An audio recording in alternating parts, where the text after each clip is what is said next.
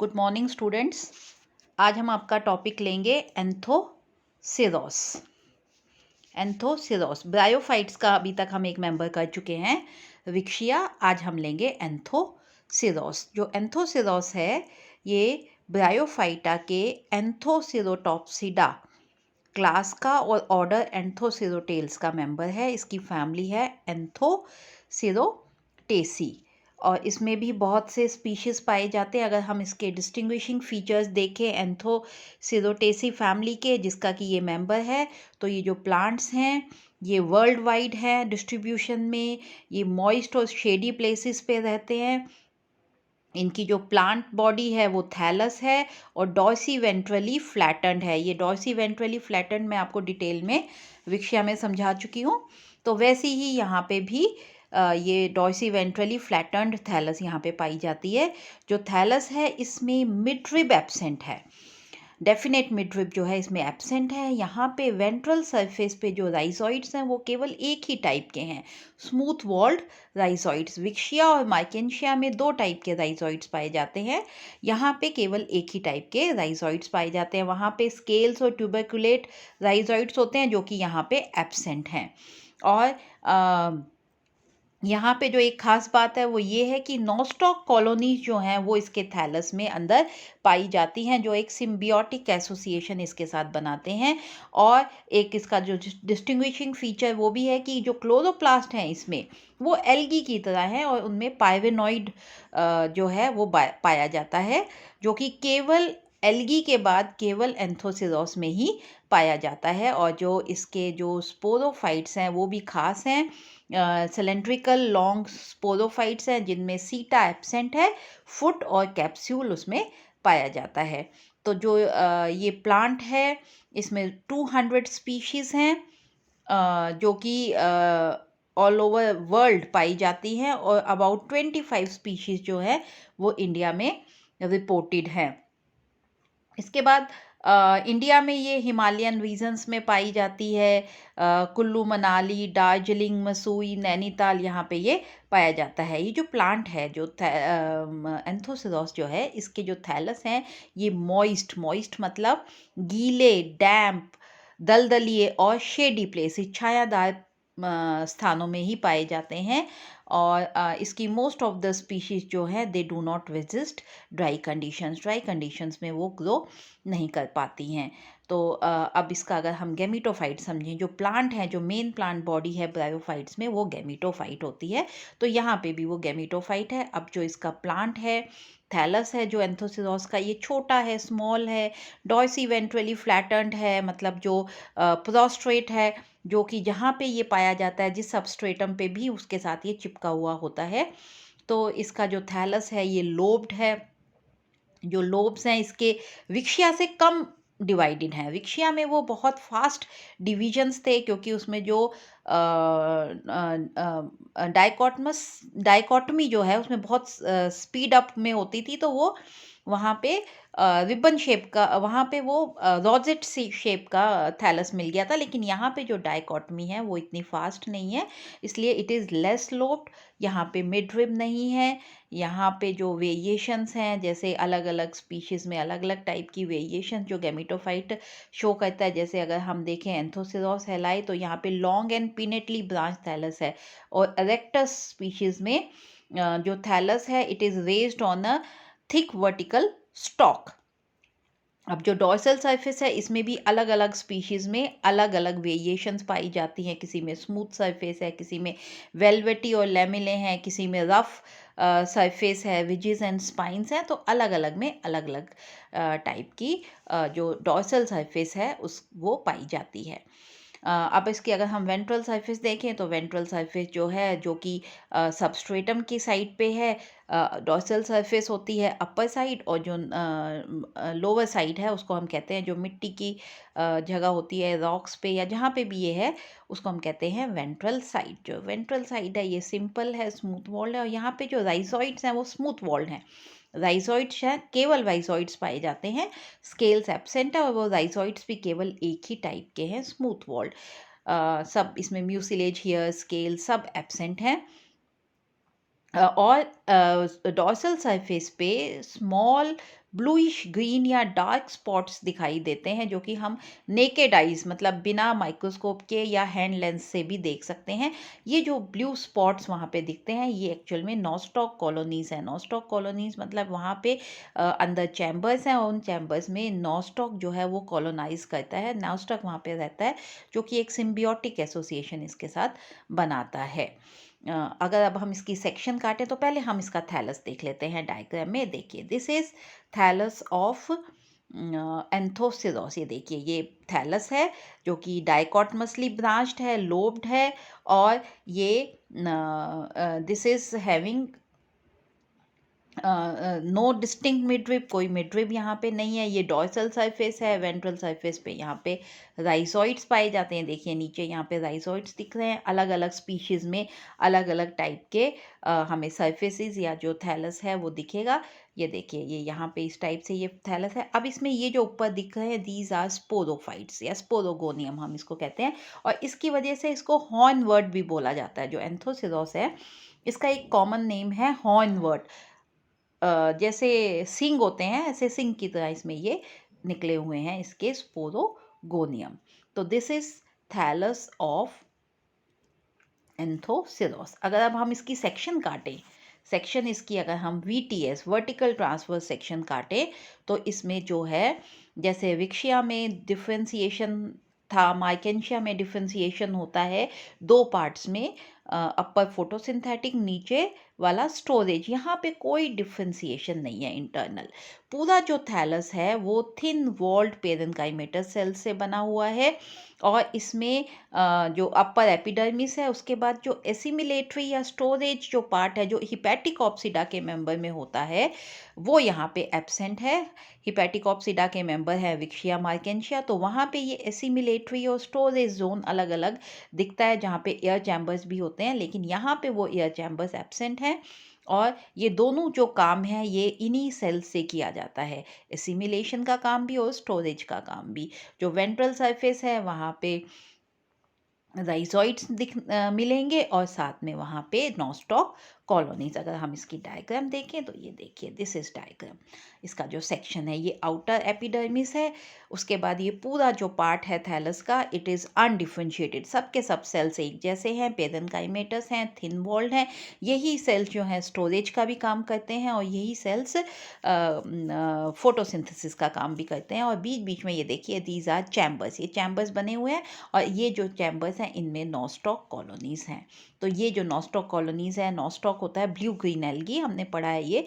तो ये जो ब्लू ग्रीन एल्गी है, इसकी वजह से ये ब्लूइश ग्रीन कलर के हमें स्पॉट्स इसमें देखने को मिलते हैं। और ये जो इसमें जो चैम्बर्स हैं, ये कुछ सेल्स के टूटने से बन जाती है, और यहाँ पे फिर, क्योंकि ये यहाँ पे नीचे से कनेक्टेड है थ्रू पोर्स, तो यहाँ से एंटर हो जाती है नॉस्टॉक, और फिर वो वहाँ पे कॉलोनाइज हो जाती है। तो दिस इज द ये हो गया इसका internal morphology of thallus of Anthoceros. तो इसमें खास बात क्या हो गई, no differentiation of the thallus tissue into assimilatory zone and storage zone, no air chambers, कोई एयर चैम्बर्स नहीं है।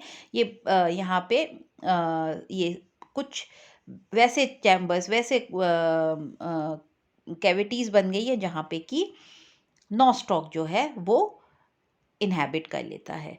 तो दिस इज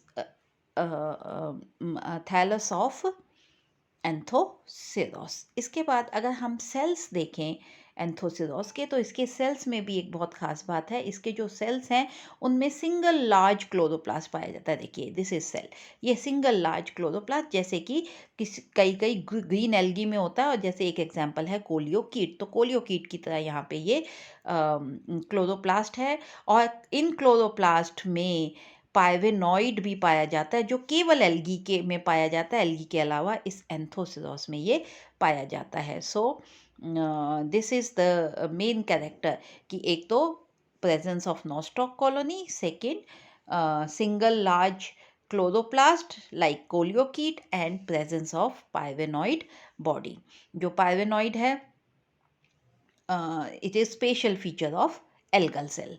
उसके बाद apical growth of thallus. Apical growth जो है, एपिकल ग्रोथ मतलब इसकी ग्रोथ कैसे होती है थैलस की, ये होती है या तो सिंगल सेल से, सिंगल एपिकल सेल से, या ग्रुप ऑफ एपिकल सेल से जो डिवाइड होते हैं, रीडिवाइड होते हैं और बना देते हैं पूरा थैलस।